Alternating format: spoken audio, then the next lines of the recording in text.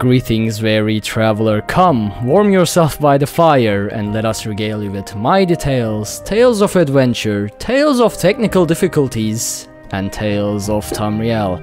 I'm your host Arkhaniir, and hopefully we are going to be live with a steady show. But I'm joined by the follower of Hermos Mora, or rather Hermamora, because I can't pronounce the original name. Lotus of Doom. How's it going? Pretty good, and I'm mildly concerned that we're not past technical difficulties, as your camera is a flip book to me. Yup. Oh my goodness. Thought it was just me and my bad internet, but nope. Turns out it's not. Data Prince of Knowledge apparently cannot help me figure out a solution to what the hell is happening. I wish I knew. I wish I knew. And we are also joined by Promethean himself, our very own Argonian. Pun intended-ish. How's it going, Argonian, I forgot. I'm doing good. You know, so the life. Yeah. So the problem is, for everyone who's tuning in live and everyone who's watching this recorded,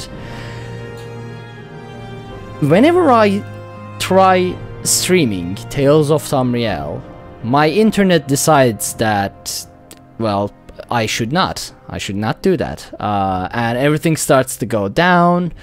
Even at a very low bitrate, I start to have frame drops and things like that. So yeah, we've been dealing with that for the past 30 minutes, but hopefully we'll have a study going from now on. I restarted my system, and yeah, we'll see.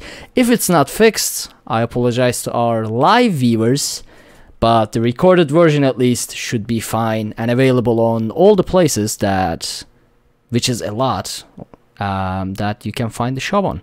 So we have a fun show planned. Despite the technical, we'll just ignore those and act like they don't happen from now on.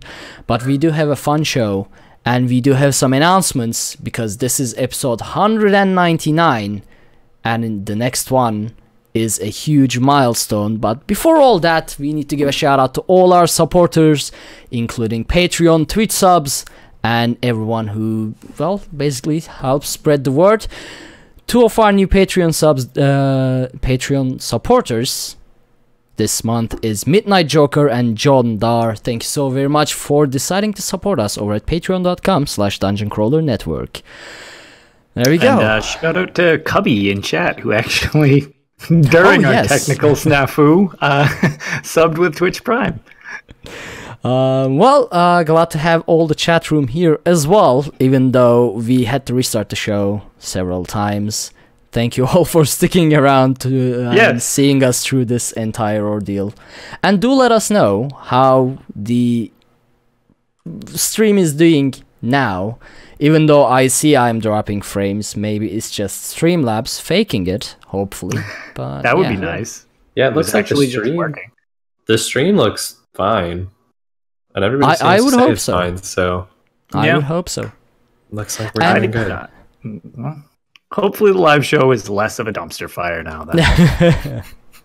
I mean, here's the thing. A couple weeks ago, on episode 198 on YouTube, we actually got a feedback about how much we derail and like how much we just go off topic all the time, and it actually makes sense. I mean, we are a podcast, and there should be somewhat a structure.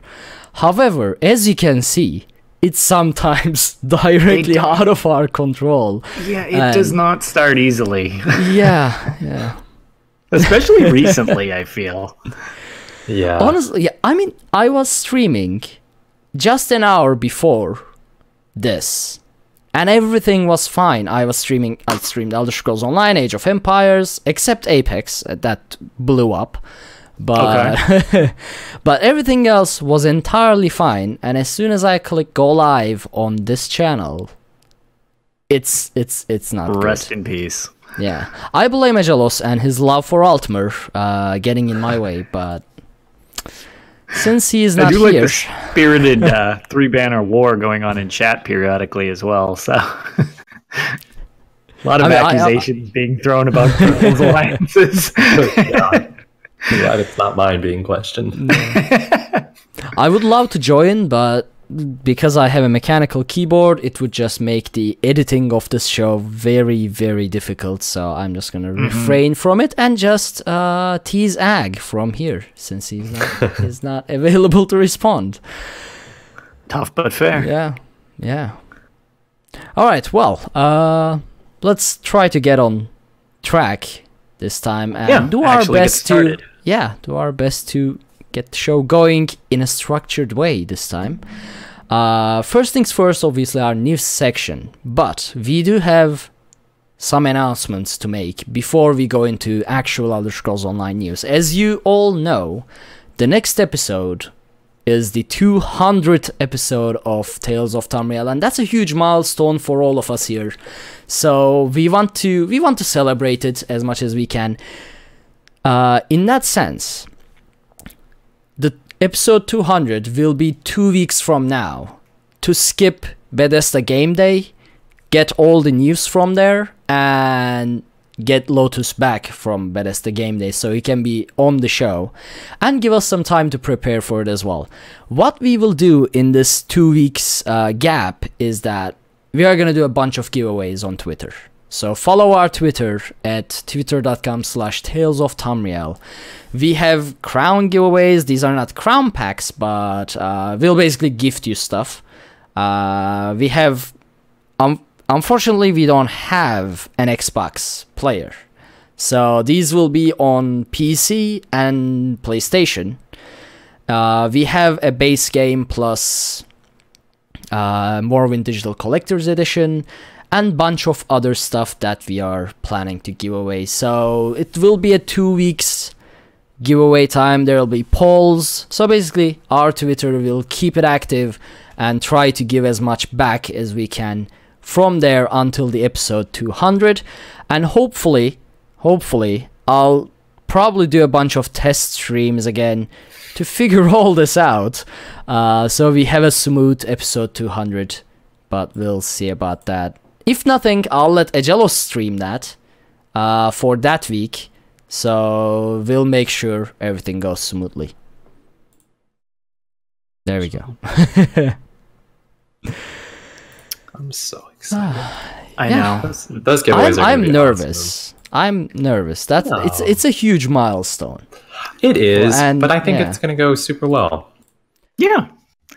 And I mean, if today is any indication, it's well, yeah, all right. So it won't necessarily go well, but it'll go well in theory. Can it go any worse than this? I guess is what we should ask from here on out. I like that. I guess that's about. There's almost no possible way to get much more in the technical whole. So no, definitely not. All right. Well, that's good. Yeah. And with this, we can start with the actual part of the show, news. And Lotus, why don't you talk about the Bethesda Game Days, because you are going to be there, and I'm not jealous. This is true. So Bethesda Game Days is this will be the second Bethesda Game Days. There was one last year, where they've had a presence at PAX East for quite some time. But as of last year, Bethesda decided that the lines got too extreme, which I can attest to because the Morrowind reveal at PAX East was a nightmare. I think I was in line for 3.5 hours to play one battleground. So they have... Sorry about the jingling. My dog came up to visit. So they decided to move their own thing next door in a pub. It's a small, not a small Irish pub. It's a decent-sized Irish pub. And they started Bethesda Game Days. This year, because it was so awesome last year, they've extended it to Friday and Saturday of the coming week. So it would be the 29th and the 30th of March. I believe it starts at 11 and goes until 9 p.m. if I am... yes. Yeah, double check that, but I believe it's from 11 to 9 p.m.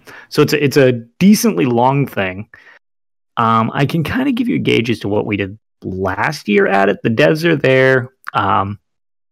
There is no fee. It is free, unlike PAX, which is very cool. You don't need a badge. You don't need any of that stuff. And you can kind of come and go as you please. While you're there, food and drinks are actually provided. You get to try the new thing. So Elsewhere will be playable, which is incredible. And from what I recently heard is one of the sections that is being added specifically for Bethesda Game Days is we will get to deal with some of the dragon stuff, like one of the incursion fights. So, yeah. So if that's true, that is going to be one of the first public looks at that. Nice. Again, it's... If you can find PAX East, which is not hard to find if you know anything about Boston or don't, because it's enormous, it's literally attached to the building. The bar is to the left-hand side of the front entrance. So if you are going, get there with plenty of time, because I'm not going to lie, the line gets pretty extreme, and it got really full last year for quite a bit of it.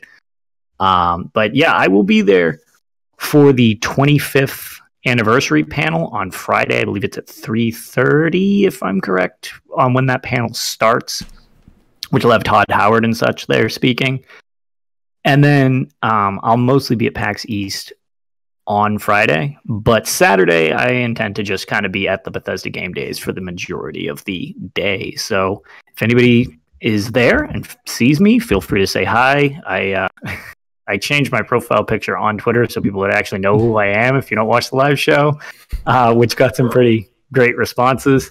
And to affirm that it's okay to say hi to me, that's just my face. I'm not actually pissed off all the time. So I'm actually happy about that.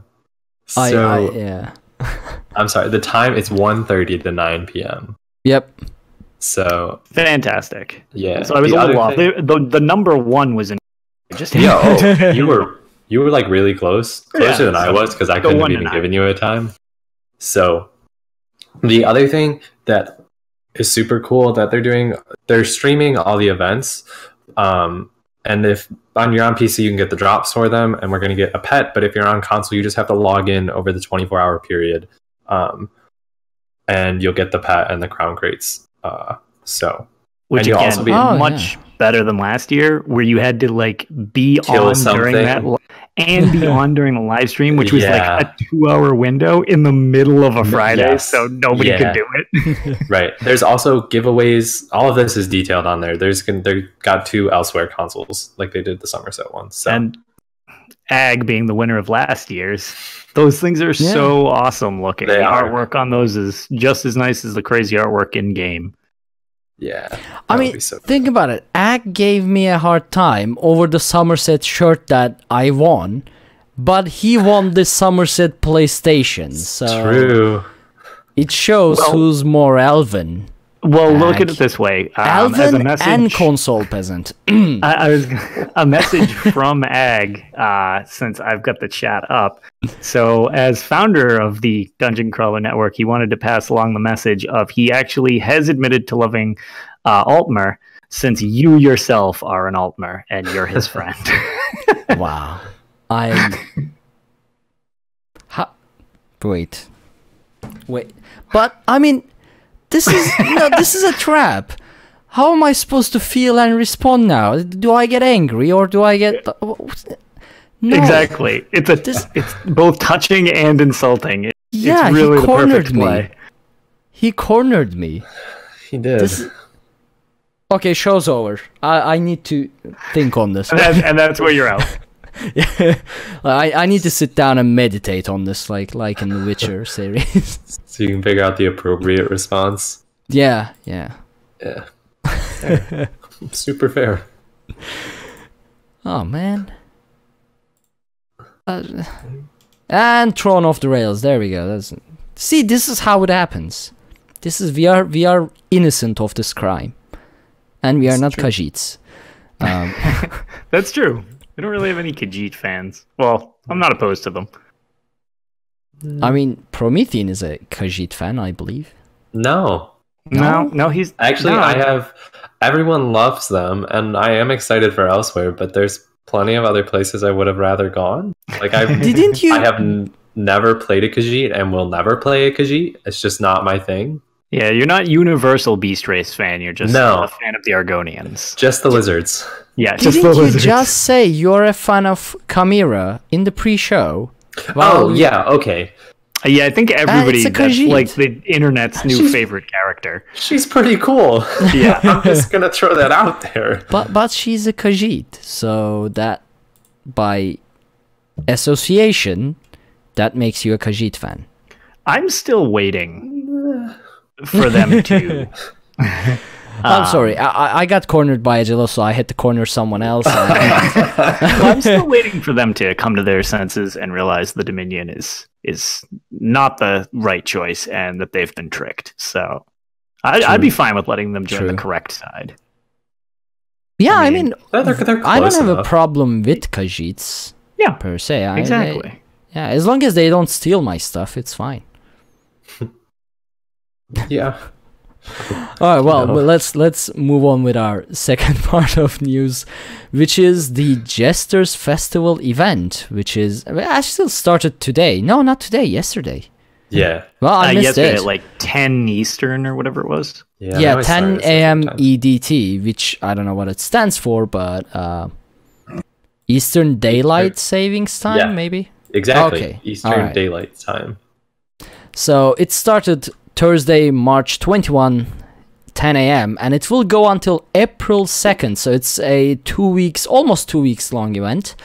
And it's about the Jester's, the yearly Jester Festival stuff. I actually did not... Do you guys know what we do in this one? Because I forgot to read it. I'm sorry. I do. All right, only because I've done it. So Promethean, take it away. Essentially, you just have to do one of the 3 daily quests. I think it starts in your home alliances where you have to pick up the first one every time. Don't quote me on that though. I know my main's an EP and I pick it up. You can start it wherever and it just pushes you down the line. It's Benevolent Bodhi suggests ending with Ebonheart because you can get the bounty at the end. From picking the apples. So he suggests doing that last because if that's the last thing you do, you can sit there and let your bounty wear off instead of paying it. Right. But you can start with any of the 3 alliances. Okay. Yeah, you just do any one of them and you get your 2 tickets and you get stupendous Jester's boxes. You have... I actually haven't read it. There's chances for like noisemakers and other jestery things. But the big thing that I think everybody's really after are the Cadwell's Kitchen Arms style pages. These are basically weapons made out of items that you would find in your kitchen or in a medieval kitchen. I love that. They are fun. They're a good time. But that's really it. There are some achievements. They're under your holiday section. If you want any of them, go check them out. The Empire one being specifically hilarious, although a brutal thing to not do without a lot of coordination in the other alliances. We are actually doing that tomorrow night with the Lore-Seeker. I'm running it with the Lore-Seeker. A bunch of us going in, and we're just going to pie each other and then kill them and do it until we get our achievement. Have like a field. Yep. Yeah. We did it during Mid-Year Mayhem. We all went in just to like mess around and have a little bit of fun. It was a blast. We just picked a place off in the middle of nowhere, and no one's going to find you. People used to do dueling tournaments like that before dueling was a thing. You just duel out in the Cyrodiil. I was trying to get some of them. You get like a 12-second debuff. That's it on the pie. It's like, oh my god, you want me to juggle throwing a pie in the middle of a fight in Cyrodiil? What are you, insane? Yeah. It is rough. But title, fantastic. Absolutely love that thing. Yeah. Mm-hmm. Empirer. Yes. Yes. I'm going to have them all, so I'm pretty excited. Mm-hmm. The other thing is the final berry for the Dawnwood Indrik is out now. So if you want the Dawnwood Indrik, you can now pick up all 4 berries and evolve that bad boy. There is also a little pet Dawnwood Indrik, like a little baby one. I'm not going to lie, it is like the cutest thing in the whole hilarious. world. Yeah, it's just so festive and happy. It is. It is the best. Also, if you're in, I guess this doesn't really go with it at all, but it's on the Jester's Festival announcement. are the stick horse, the guar, and the dragon, and the pebble pal. If you're looking for more, those things are amazing. Awesome things. Have you guys heard how the pebble pal moves? Yes. I've seen it. Yeah, it I've just disappears and appears in a puff of smoke in awkward positions. Yeah. Oh, that's so funny. And it doesn't follow you. It just randomly shows up eventually. Yeah. I know. I was like, that is incredible. And the stick war and the stick. Oh my God. Them. They're all I already bought them and I'm not sorry. Yes. No. The best. And the category of pay to lose was like, I put that up just from I had seen pictures of that. I was like, oh my God, quick shot of it. That is a great way of putting that in a category because it removes all of your buffs from mounts. Yeah. Their marketing team and all of them have just been like on their A game for like a long time now, and it is not getting old. Like the person in charge of their Twitter who they named on stream, and I cannot remember her name. Yes. But they shouted her out. You're doing an amazing job all the time. The responses always make me laugh. Yes. Oh, you can tell that there is actually one of us behind that Twitter account. Sarah Hecker, by the way, I believe is what her name is. That sounds correct. Yeah. So fantastic job with the Twitter account. Yes. It's amazing. All right. Well, I'm actually gonna get us skip the Khamira character preview because we were able to start half an hour the show didn't start smoothly. Yeah. It's like go read it though if you want to know more about Khamira. Right, I'll put it in the show notes below just in case. But yeah, and that brings us to Tales of Tamriel. I'll go first because I really don't have much. And then I'm gonna rest my throat while you guys talk about yours. Sounds good. What I tried, I attempted something not quite smart again. And I thought, you know what I'm going to try? I'm going to try Frost Waltz on Veteran with pugs. Because why not, right? I mean, it's a very clever idea. Turns out, to my surprise, and to everybody's surprise, it's not a very clever idea. Turns out it's actually a very terrible idea. But I did it nonetheless, and the first 1 hour went by with the same group, and it was fine. And it was until the Lasery Dwemer boss. I don't remember the name. The Vault Protector, I think. The one that, like, curls up into a shield, and then there's lasers around the room you have to avoid, then there are ads that you have to kill, and then there's meteors, and then there are more lasers, and then there are more ads, and it's a complete chaos, and it's the most inconsistent fight I've ever seen, as Lotus will probably tell you as well. Like, it's a bit buggy. Sometimes the lasers become invisible. Sometimes the boss becomes invisible. Sometimes everything is visible but nothing happens. Sometimes you do everything right but you die anyway. Sometimes you can jump over the laser. Sometimes you can crouch under, but most of the time you die.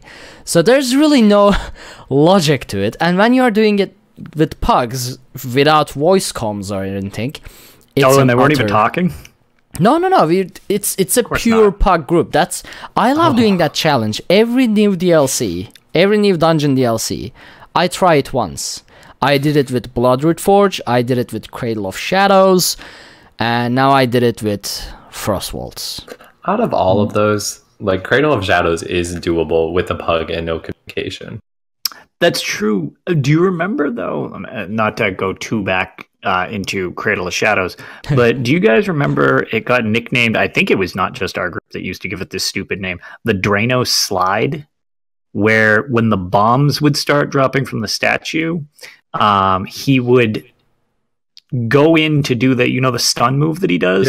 Yeah. Except he would dive and do the finish animation and just slide in that animation around the thing, and he would just incapacitate everybody and just start one-shotting people, and there was no way to do anything about hitting him because he was technically invincible but didn't spawn up his little avatars yet.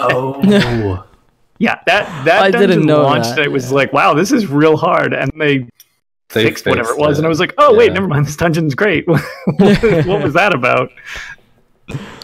But yeah, I mean, none of which went well, by the way. No. Mm-mm. I mean, I nearly deleted my Warden tank after Bloodroot Forge with pugs. Yes. Yeah, I do remember that. Yeah, 8 hours in the same dungeon was not fun. Oh my gosh. Did you at least get past Laserman? No, Centurion? no, that's the thing. No, yeah, right, I mean, Frostwolf, we got to, within the first hour, we got to the laser boss. And I was there in that dungeon for 5-6 hours. Never went past the laser boss. Now, here's the thing. We started to the full 4 group. Eventually, one of the DPS goes, okay, I'm gone. And I don't like quitting, even if we are not progressing. I will stay there as long as I have time. So we wait for another DPS. Another DPS comes, and he's actually good. He's 810 champion point. He deals nice damage. And we are figuring out the fight. And our healer drops as well. He's gone. So we wait for another healer. Another healer comes. He's not as good as the previous one. But in the meantime, the first DPS that never quit figures out the fight. And he's actually running to those explosive Dwemer balls to kill the ads. Like, I literally watched one person get better at the game in that dungeon in real time. Oh my god, it happened organically.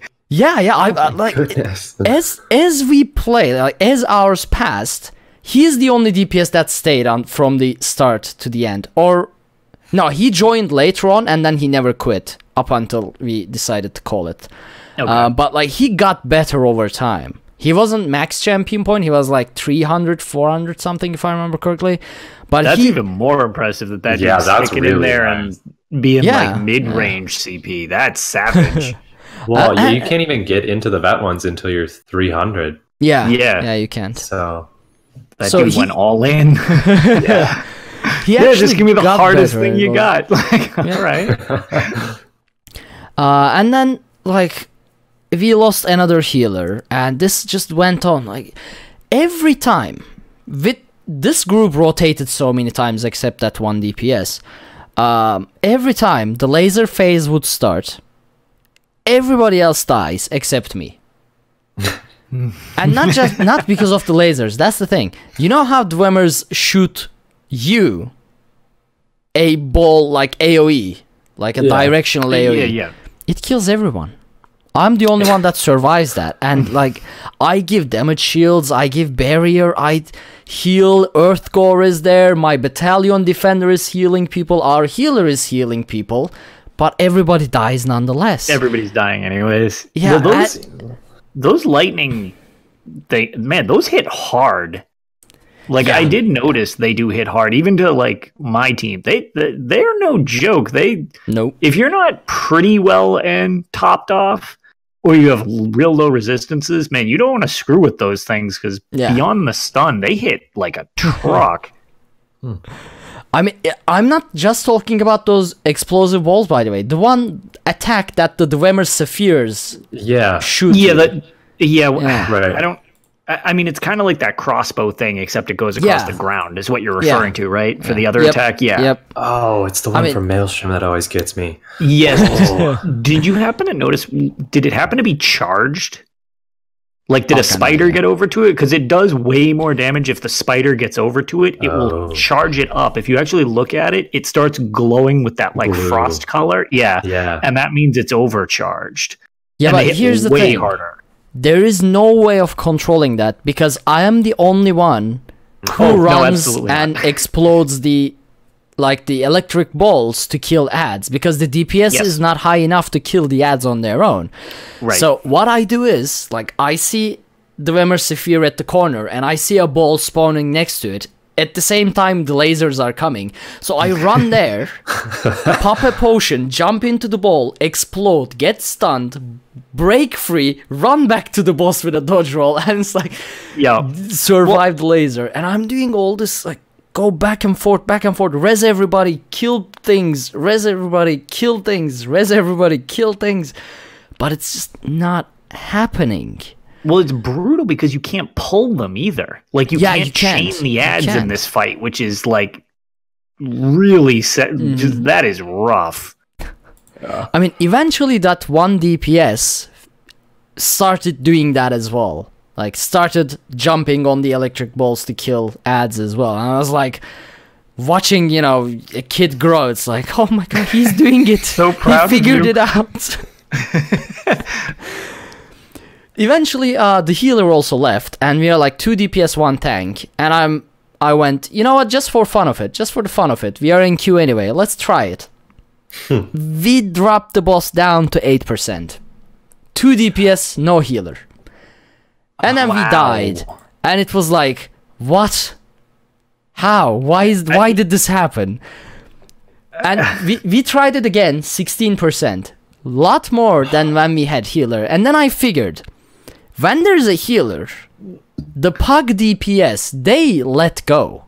They play relaxed, but when the healer wasn't there, they were so focused. Yes. So it was like they were just dodge rolling, you know, jumping over there, avoiding attacks and things like that, and I was healing them as well in the meantime. It was like, we really need not to have a healer. Yes, which is the exact opposite of what they're trying to do. Yeah. And that fight totally benefits from not having a healer. Yeah. Same thing with the final fight, to be fair. Yeah. The upper half big of the one. Dwarven Colossus. Yeah. There's almost nothing to heal in that. It's just, if your tank can sustain, the more damage, the less abuse your tank has to take. Nothing else. Like, it's all mechanics otherwise. Yep. I mean, I didn't get there with the pugs. We didn't go past the sure, but I just mean in general, it's like both of them. It's like, and I know their focus is to kind of fix that and nudge you toward having a healer, which they sort of did for the other dungeon. But this one, it's like, yeah. Not so much. But yeah, I mean, we did complete Depths of Malatar almost on hard mode. With Drunkenborns, we dropped it to like 15% in the hard mode at the other. And in hard mode, when you get teleported to colored rooms, he goes back to 50% health, not 25% health. Oh, see, I haven't done hard mode yet. Yeah, and he deals insane damage. I can't mitigate it. I legit can't mitigate a normal, like, damage from a boss. It's so insane. It's amazing. But yeah, that fight is fun. Yeah, I love that dungeon. So yeah, after my pug attempt, I didn't log into ESO again since. So except I could see that being somewhat spirit breaking. But yeah, that was my tales. So Lotus, you guys got the dungeons 2 weeks late, but finally being able to play as of last week. Yeah. I would like to personally blame the PC Master Race for not beta testing these dungeons better. Hey, we tried. Because I always joke that you guys basically get stuck with beta testing for us. So I love the new dungeons. I thought they were really, really cool. No pun intended for Frostvault. But Malatar, I think, is my new favorite dungeon in the game. Specifically that end boss fight. I love that end boss fight. And at least on just Veteran, it's not overtly that difficult, but I thought all the mechanics were a lot of fun. And as long as you paid attention, you didn't need crazy DPS to get through it, which I really liked. Just because they've been trying, or I think the goal is to kind of, the 3 DPS thing kind of caught on a little more than we expected, when a lot of people besides us doing it way better and stuff like that. It's like that kind of became a thing. So I do like all of the stuff that's involved with that fight. Plus, just aesthetically, I think it's really cool. That skin, I'm not a big cosmetics guy, but for anybody that has that skin active, that is probably the best looking skin in the game, I think. As for Frostvault, so I beat that one on vet as well. So just repeat everything Arkhaniir just said about all the errors laser grid. And you can pretty much fill in a lot of the stuff that I had issues with. The only one that we had that I'm not sure you mentioned, which was kind of funny, we actually, in and amongst the 9,000 times that he'd crouch down and then stand up, or, you know, the lasers would go through him or whatever, not taking away how hard that fight is anyways, it's very difficult of a fight, even when it works right. Like that's going to be probably one of the most challenging dungeons. Yeah. Even when that's corrected. Like, that dungeon is no joke. But we had one of our runs screw up when the lasers went through his little ice dome thing, the Centurion. And in between us just being like, God, you know, everybody's all frustrated. And the lasers went through us and did no damage. And we all looked at each other and were like, oh my God, we survived. It didn't hurt us. And then we got killed by all the electric orbs because we weren't paying attention to killing ads. Because we were so mesmerized by the glitch and got frustrated before we realized it didn't hurt us. And we were like, oh God, we could have saved this. So we doomed ourselves on that one. But we did, you know, we were in there for a while. And we, you know, not my usual group of people. It was just some people from one of my guilds. We were at it for a while. I think it took us 3.5 hours, with I think 2 hours of it being held up just on that laser grid fight. And since then, I've done Malatar a couple times with different groups. I really like that dungeon. Frostvault, once it's working as intended, I will be very excited to go in there, because that hard mode is probably god-awful, I would imagine. With the mouse thing, the skeever thing, it was just a good gimmick. Like, not gimmicky for the sake of it. I just thought that was really creative. The only other dungeon thing of note that I did was I thought that I only had one base game no death run left. So me and one of my buddies pugged for City of Ash 2, which was the one that we were both convinced that we didn't have the no death on. And the other two pugs were like 800 or whatever. And I was like, hey, you guys want to like just be careful and we nuke this dungeon and like get a no death? And both of them were like, oh, absolutely, sure. It just happened to be the pledge for the day. And they're like, oh, absolutely. We'll skip double key just to make sure we get the no death. And I'm like, oh, great. Group was awesome. Two dudes were really cool. I wish I remembered their names. We shredded it, just completely destroyed it. And we get to the end and everybody's like, oh, good game. Like, oh, great job. And we break up. And me and my buddy were like, hey, did your achievement pop? Because mine didn't. And he was like, no, mine didn't either. We looked through our things and realized that we did it 9 months ago and never realized it. And we're complete morons. Oh, no. The only achievement left in that dungeon was for killing one more of those bone colossi. That was the achievement I was missing, not the no death. But you got that. Yeah, so we got that, Nice. and didn't realize that popped off, so I am now 100% done with all veteran-based content. Nice. At least someone didn't mess up your no death run by, you know, that bridge that in yes. City of Ash that summons? Yeah, don't run over that before it summons. So otherwise you can Die. mess up a no death run. Yeah. So I think I've called him out by name. Certain Nord did. Not someone on we the know. show before. Yeah, But my buddy Syke is the reason I didn't think I had that, because he screwed up so many of our no deaths. And he is a beastly player. He was a great player when he played. And he jumped off the starter tree trying to be clever and land in the water, landed on a rock. Then he DC'd because of like a lag spike.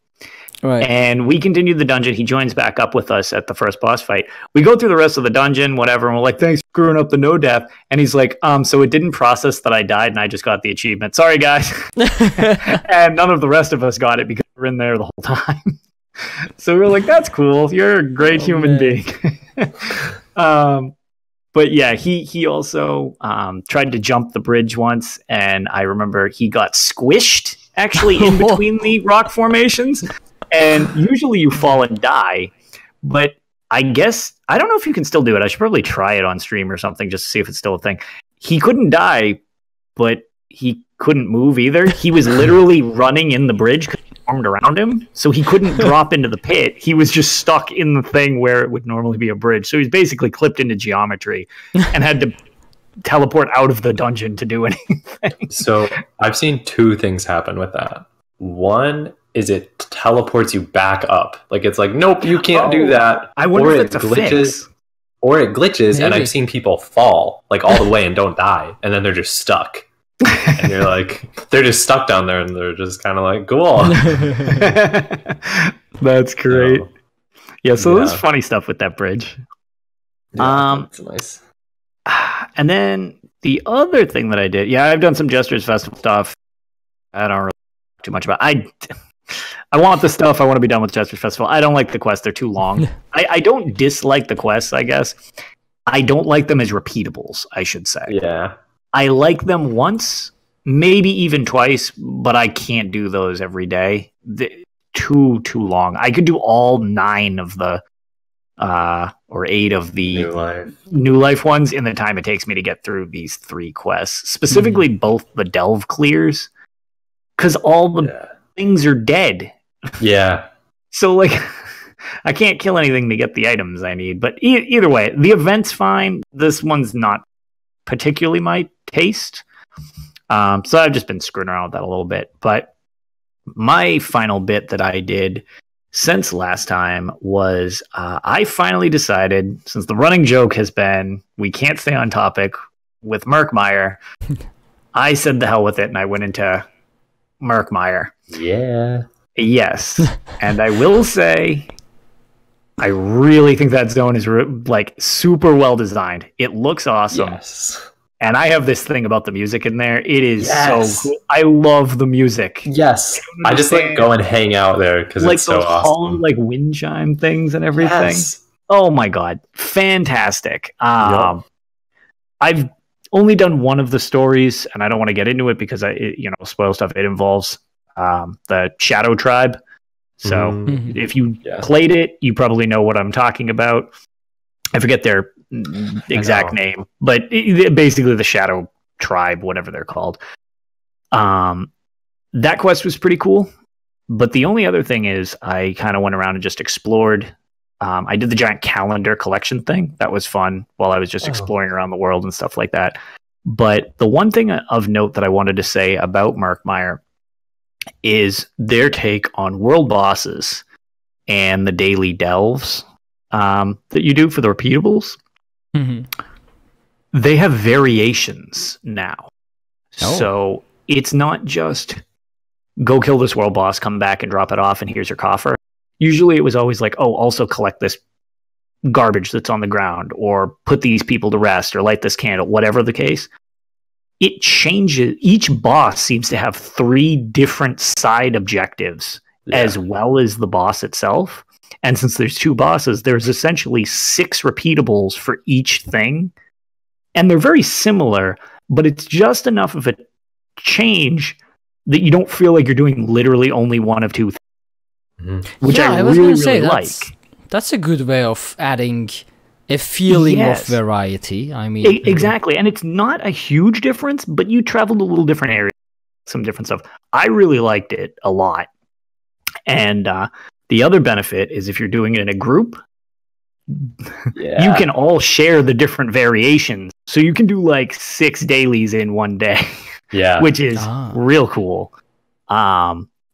So I like that a lot. I hope they stick with that going forward. That's I mean, I always like those world boss repeatable stuff like that. So I hope they stick with the variations going forward, because I really like that, because even doing the same thing, it feels like you're doing something a little different each time. So I think it works better in the small zones where there's only like 1 or 2 of them, or 2 of them, I guess. You have to do that in like Hrothgar or something like that. Okay, there's gonna be like 80 versions. Right, like I don't think it's very practical there, but in the small zones, I think it's a great idea. Yes, so I hope they stick with that, because that was just very unexpected when oh, wait, this isn't what I did last time for this boss. Like, I remember killing this boss, but I was like, last time I was burying grave stakes. This time I'm burning down, like, sacred moss that's infecting the grove. Like, what? This isn't the same thing. So, yeah, kudos to Zos on that. I'm with you now, Promethean. I don't know too much about the story, but that zone is much cooler than I expected it to be. I mean, I would love to agree as well, but last time I was in Murkmire, I jumped into what I thought was solid ground, which turned out to be brown, liquidy something in a temple that I had to swim through. So, no, I'm not going to Murkmire. I don't like that place. It's the filthy Argonians and their swamp. So, well, to be fair with the filthiness, that Voroplasm that you actually fight, that is a cool new enemy. That is like actually fighting the Voroplasm. Yeah, but I would prefer freaky looking getting burned by a dragon than swim in Argonian waste. Yeah, refuse just everywhere. You know, yeah, it's not only Argonian. It's true. Come on, it's all of Cyrodiil dumps all of Cyrodiil. Exactly. That doesn't make it any better, you know. It's like, oh man, think of all the Altmer refuse in there. That's a shame. Yeah, I mean, if you just think about it, like, there's a lot going on there. Yeah, it's.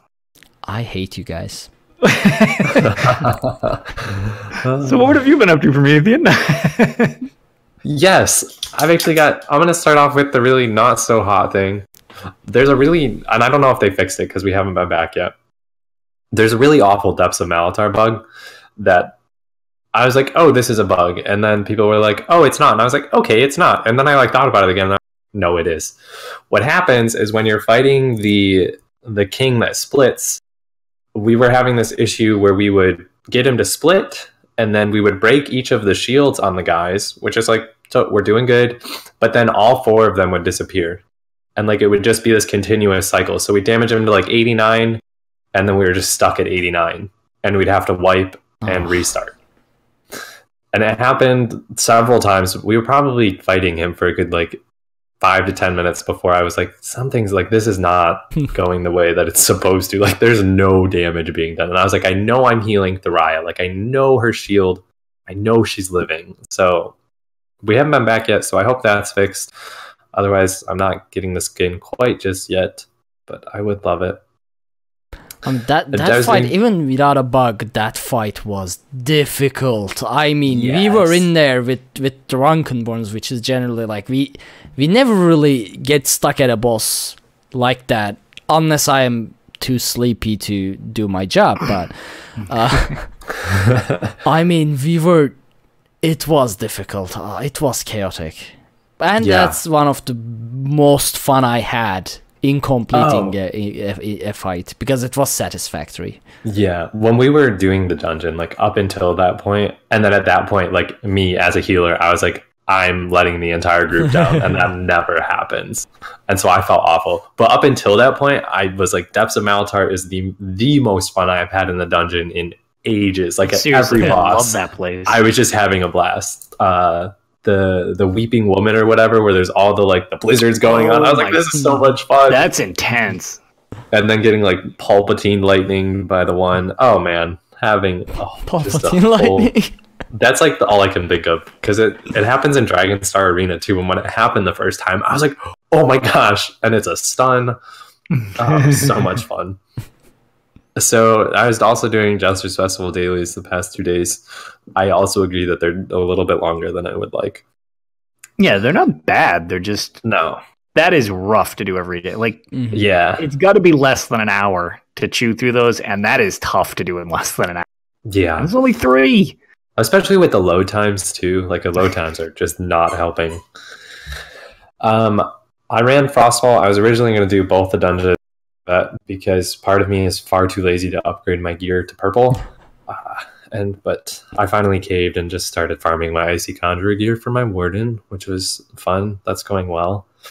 But in conjunction with that, I have to farm Maelstrom to get set out of there, and so that's been giving me some grief lately. But that's all good.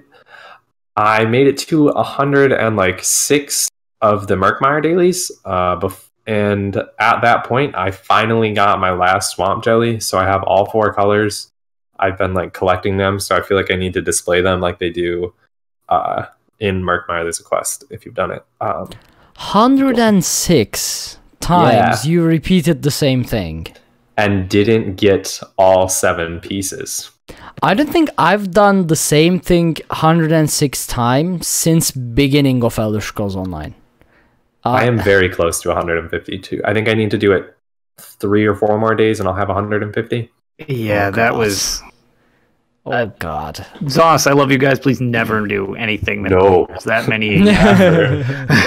And don't make it that hard. Like, it took me over 100 to get, like, a whole rune box. I bet Aggelos gets full rune box in one try. Yeah, he gets it in one day with 6 quests. He gets 2 in one piece. So it's just to get the whole thing in one day. Oh, that was brutal, though. I'm happy that I'm almost done with it and I never have to do it again. So yeah, that's where I'm at with those. The most exciting thing, though, happened today, and I don't know. There wasn't anything on there, and I haven't seen anything else. So either the person who won is not on Twitter or has not shared with anybody. But I got the email from... I was sitting doing some homework, and I received an email from someone. I was like, I don't know what this is. And it was like... Bethesda, and I was like, oh, it must be about my Elsewhere lithograph that I found out ships at the end of March now because they're having supplier issues. What are the odds? And I open it and it's like, congratulations, you have won our Elder Scrolls sweepstakes. And I was like, oh my gosh, did I just win the E3 trip? Like my heart was racing. And then I like scrolled down a little bit and it said, you've won 10 free crown crates. Which is still awesome. Like I wasn't right. The odds of, because you got a ticket for every feather you earned. Oh. And so you registered and you got one, and then you got another one if you earned all 4 tickets at the end of the year. So that's like 5. You could earn up to 8 entries, and I had 5. I was like, "There's no way I'm gonna win anything." Forgot that was a thing. Yeah. So I had like 5 entries in there. I'm like, sure, it'd be cool if I won the E3 trip. I was like, whatever. And then I get the email that says, you've won 10 free crown crates for your participation. And I was like, oh man. I was like, there's so many entries in that. Just by people who maybe didn't even want to like participate in it. Accidentally got in. Right. You accidentally just won a trip to E3. Like, awesome. So whoever won, like a big congratulations to you. I don't know. I would assume that you found out already. Or hopefully it's not a junk email account. It's just sitting in there. Right. Well, so it does right on the bottom. It's like this expires on the 27th. If we don't hear back, you're disqualified, and it goes on to someone else. Yeah. So, I mean, there's that. But yeah, that was a really nice surprise today amidst all of the chaos that I had happening at school. So they're not there yet. I did check. There are no... crown crates in my inventory. I also just looked at the stream and it looks like we have no... Oh, the cameras are back. Okay. Yeah, I forgot I had the cameras through Discord and I clicked on a channel. So yeah, it's... I was like, there's no cameras all of a sudden. But yeah, I thought no one noticed it. Yeah. Although I did set something up, a way to bring Aggelos to the show, at least in spirit form. Here we go. Is that good. You said you were going to do it. Yeah, there it is. Waiting to see. Yeah, I forgot to do it, so we have him now on the show. Yep. It's fine. He is with us in spirit now. Looking all good. Angry and elf. Angry and elf. That's a combination. Yeah.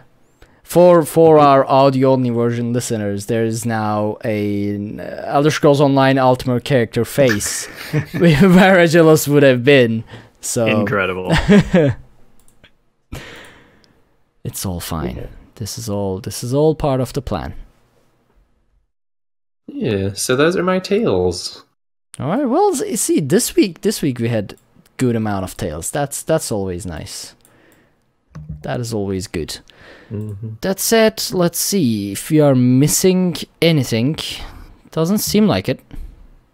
We seem to have covered everything. So, Anything you guys want to add, or anything I forgot to tell that you remember? Mentioning episode 200, did we mention that it's going to not be next week, but the following week? Yes.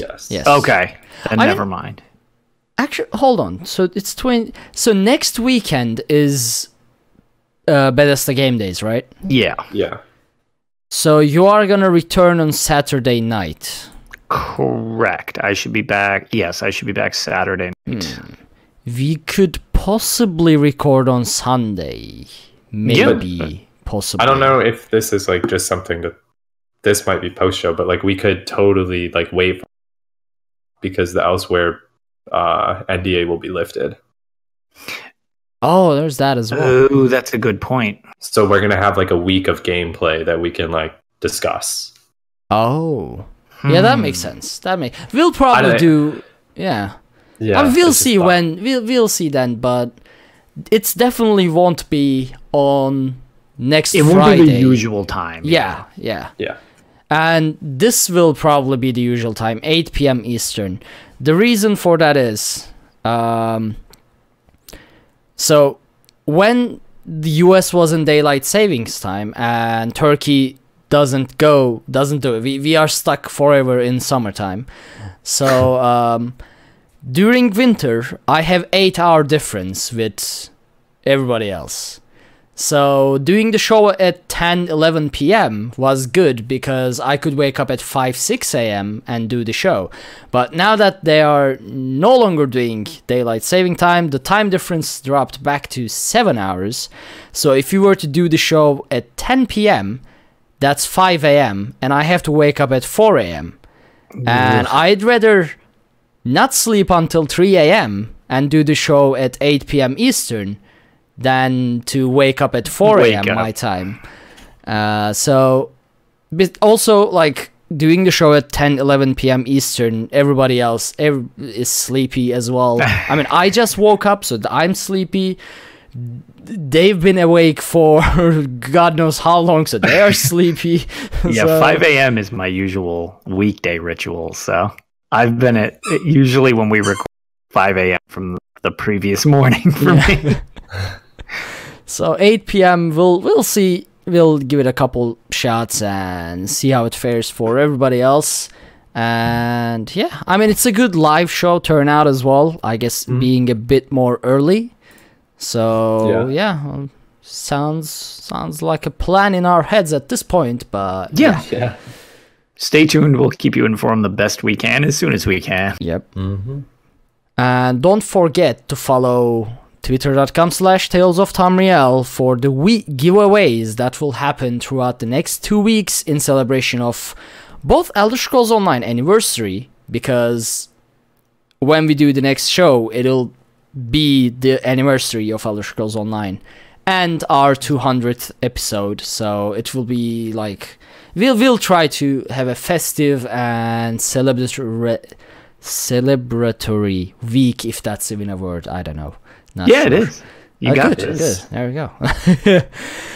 So yeah, you can follow everything we do over at dungeoncrawlernetwork.com. There you can find links to all of our social media, including Twitch, YouTube, Twitter, and Facebook. Be sure to check out our Patreon at patreon.com/dungeoncrawlernetwork if you want to help support the show, as well as consider leaving us a 5-star review on iTunes so people know that we are a real podcast, that we say real words, and sometimes it matters. Thank you for joining us on this episode of Tales of Tamriel, and have a great night. Crushed it. See you guys.